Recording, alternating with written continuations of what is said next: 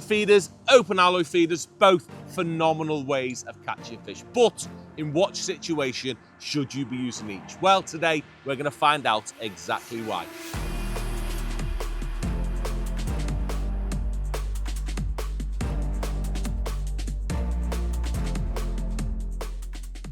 Feeder fishing on commercials has probably been the most efficient way of catching great big bags of big wobbly carp and F1s throughout the last decade. It has been so in focus throughout our fishing as to refining the ways that we catch fish on, be it open alloy feeders, hybrid feeders, banjo feeders, or method feeders. It has become a massively important part of our armory when we're commercial feeder fishing. So when it came to designing a new range of feeders, everyone at Matrix was pretty daunted by the task. But slowly and surely, over the last few months, we've had so many detailed meetings and watching feeders breaking down, understanding the finer points that have made it really clear on how we can improve things to make feeder fishing as simple as possible. So what I'm here for today is to go through our new range of feeders really quickly, but more importantly, the ways in which to use them just to simplify your fishing.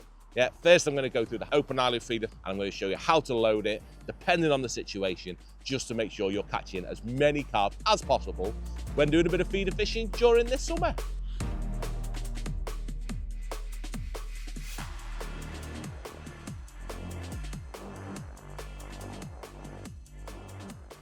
So first up is the open alloy feeders, possibly, in fact not possibly, the most popular feeder without doubt for most of us on the bank. It's just slowly superseded the method, hasn't it?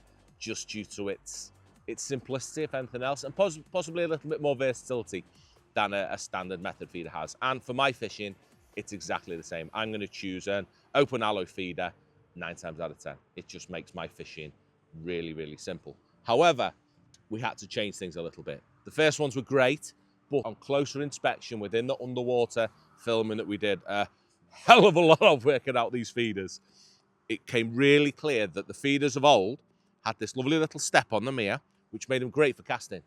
Made it very, very weight forward, very, very accurate, sank lovely, landed how we want them to. However, by having a little step in them, we found that it ejected your hook bait far quicker because it was so shallow towards the bottom end of your feeder where your hook bait's going to be. It was pushing the hook length out really, really quickly, which is great in searching situations, but didn't give the feeder the versatility that we need to be able to use that one feeder in all applications, or as many applications as possible. So first thing to go was the step. And you can see now the feeders of new, they're an open casket. There's nothing there. There's just simply the bar running through. There's nothing hindering, keeping your bait in, and there's nothing helping push your bait out.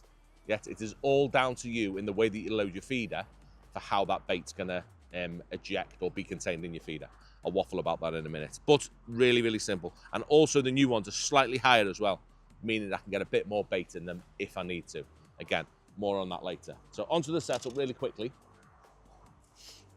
And the way I want to think about the hybrid feeder and why it is my initial choice is that it suits perfectly for being versatile at the start of the session. And by that, what I mean is I can load it in different ways to create a different breakdown or a different ejection of my hook bait.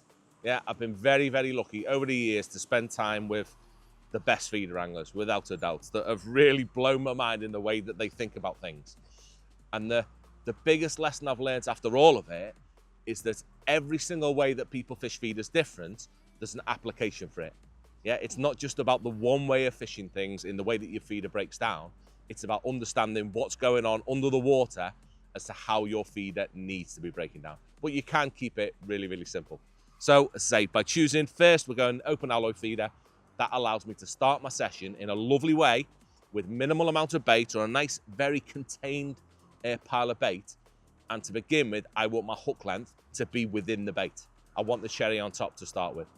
Cherry on top is the perfect way of presenting your bait within either a method feeder or an open alloy feeder. And it's the way to get you your first bite sort of thing, to see what's going on your peg while maintaining the perfect trap. And to do so, my first way of loading the feeder, the way I'll start my session, really simple. All old school, all by hand, because I want to keep my bait not as perfect as possible, but right.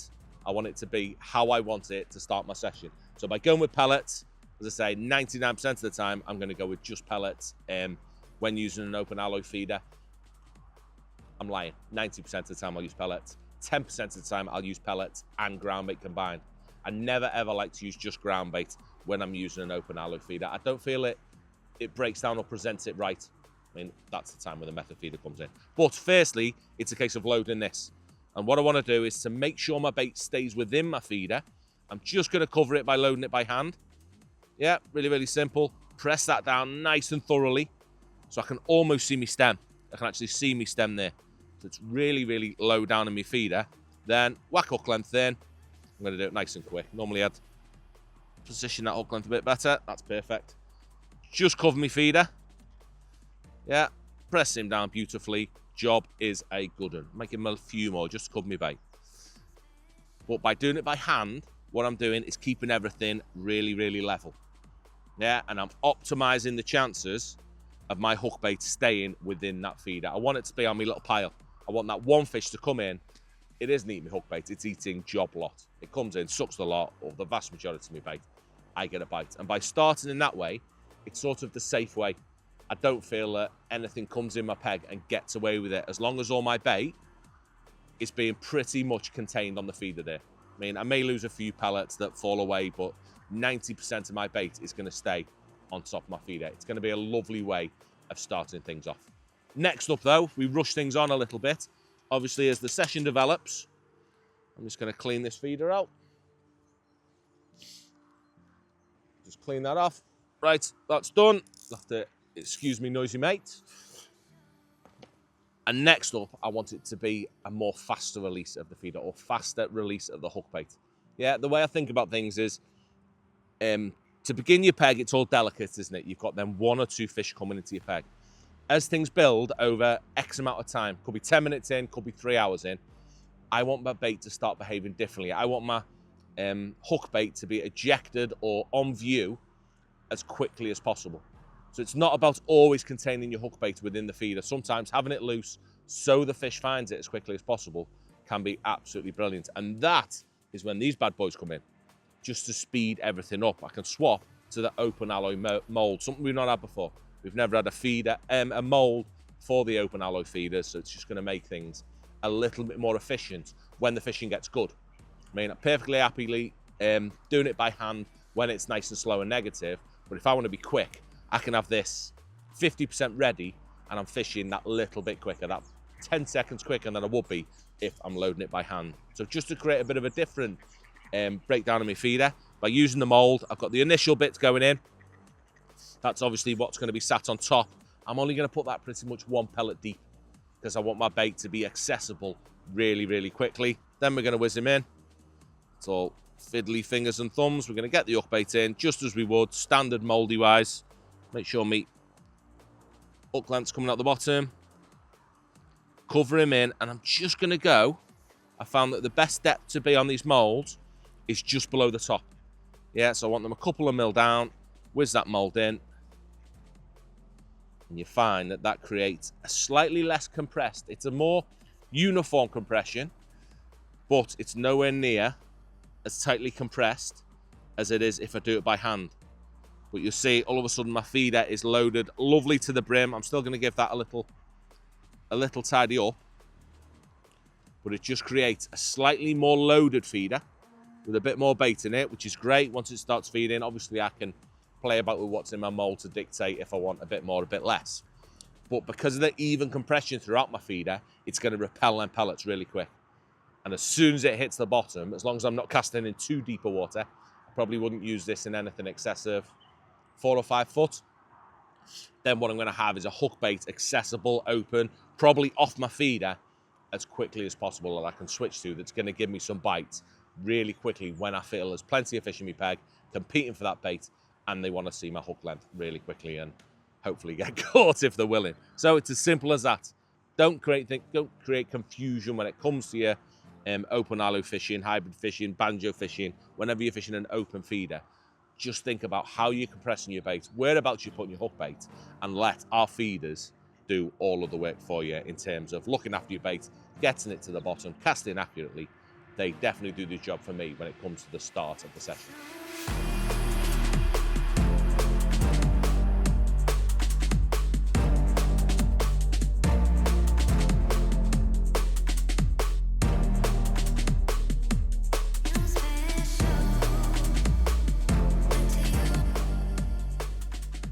So with open alloys covered, or the loading of open alloys covered, next I want to move on to method feeders. But before I do so, I just want to quickly touch on bait, if anything, just to limit the amount of questions in the comments as to what we're using. For all the demonstrative purposes that we're doing today, the underwater filming and today's session, we kept things really, really simple, as I do with everything. Luckily, here at Manic, you can use whatever you want. So I've just simply gone with some 2mm Thin Perfect pellets by Sonia Bates. Yeah, for all the pellets that you're seeing breaking down on the underwater stuff, this is what we're using. Simply soaked for 2.5 minutes, then drained off just to make them as sticky as possible for the feeders. And with the Groundbait, really, really simple. My golden favourite, the F1 Original. I've mixed really light to begin with. I've stodged it up, put it through a riddle. It is really light, fluffy, perfect for adding to me micro pellets if you see that breaking down later when it comes to fishing a method feeder. So that quickly covered. Next up, method feeders and loading them properly.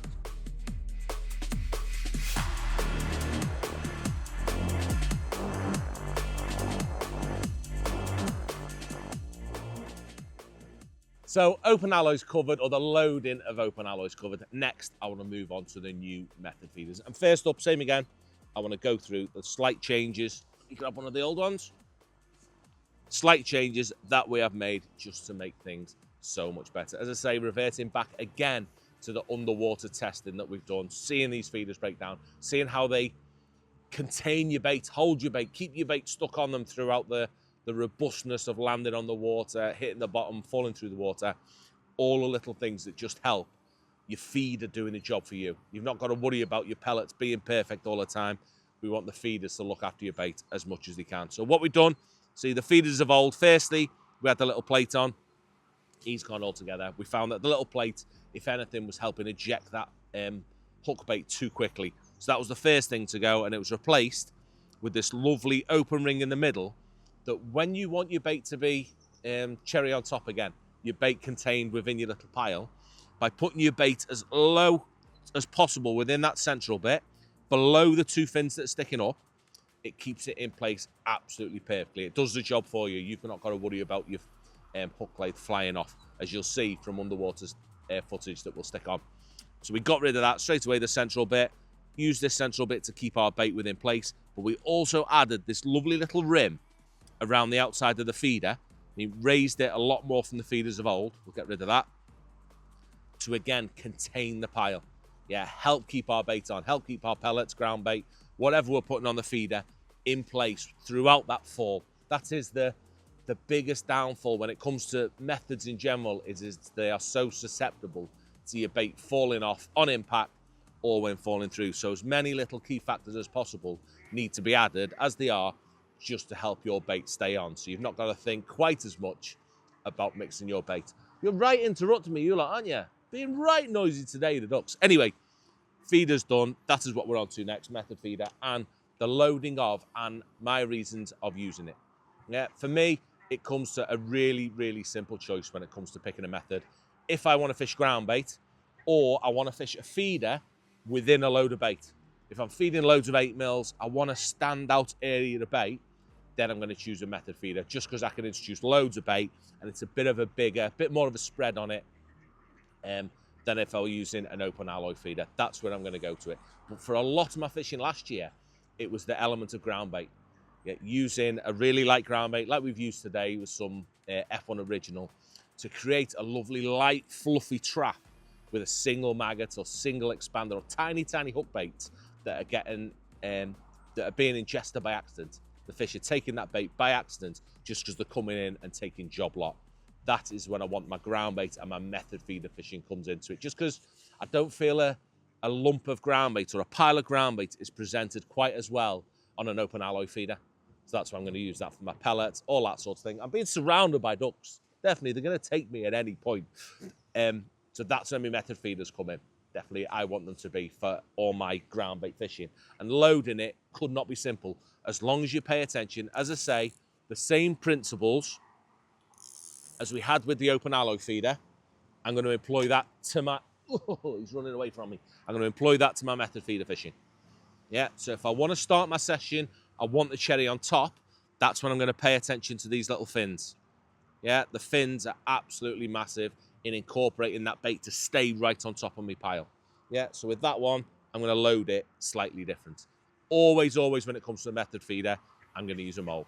You simply, in my opinion, you can't achieve the perfectness that you can with a mold, the perfect loading of a feeder, by doing it by hand. You know what I mean? That's where open alloys come in. For a method feeder, the mold is king. And I want to do it in two ways, just as I do with the open alloy. Firstly, if I want cherry on top, I'm going to completely load me, fill me mold. So that's a completely full mold there. Then I'm going to put me hook bait on top, right in the center. Yeah, I need to remember, I want this to land in the middle of those two fins. Yeah, where those two fins are, I want that to scoop it up. And then I want the tiniest little bit of ground bait on top of it, just so it's not on the bare feeder itself. And by scooping that up now like that, putting him in, giving him a squeeze. Lovely, lovely hard squeeze. Not going to go quite as hard with ground bait as you have with pellets.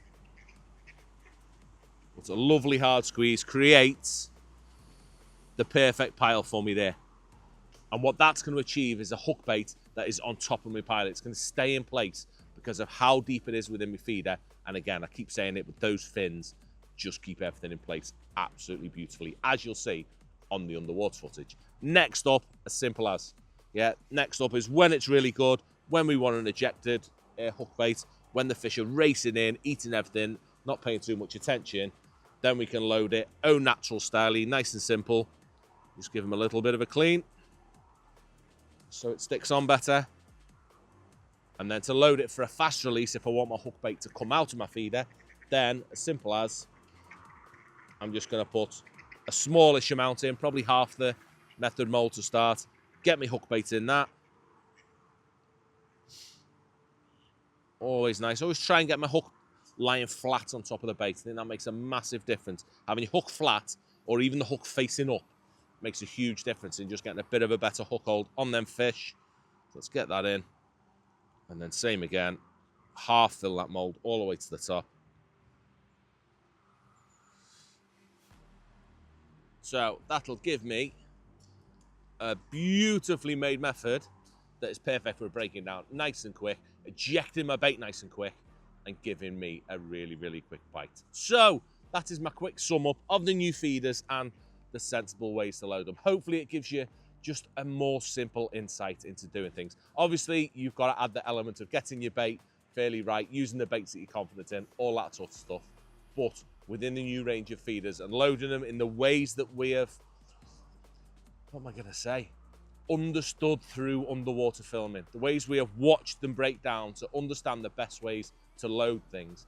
Hopefully that'll give you the right breakdown, the right ejection of your hook bait or not, for the right situations when it comes to your commercial feeder fishing. So thank you as always for watching. Feel free, if you fancy it, to click like and subscribe, and then you'll be notified of any more videos that myself and the Matrix consultants do. But for now, I'm gonna have a bit of fish and hopefully catch a few fish on a method feeder.